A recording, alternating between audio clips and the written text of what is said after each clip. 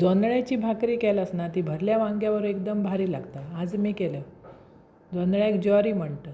शाळू असताना जोंधळे ते घ्यायचे, ते मोठ्या पिठाच्या गिरणीत दळून आणायचे. मोठ्या पट्ट्याची गिरण असता त्याच्यावर, तरच ते मस्त भाकरे होत. ह्या सगळा घरघंटेर जमणार नाही. त्याच्यात मीठ घातलं, खतखतीत पाणी घातलं आणि व्यवस्थित मऊसूत पीठ मळून घेतलं. नंतर असं पातळ थापून घ्यायचे. एकदम चवीचे लागतं.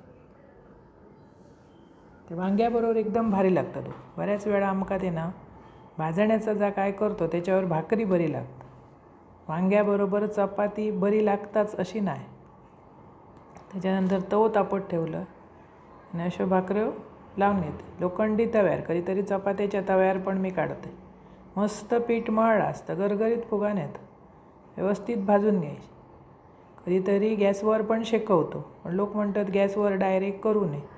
मग असे तव्यावरच करून घेऊचे लागतं. मस्त गरगरीत फुलली की अप्रतिम चव लागता. पपात्रे सुटले का अशा भाकऱ्यो करा, खावा. आवडतले तुमका आणि आवडल्यास पटकन माझा चॅनल सबस्क्राईब करा.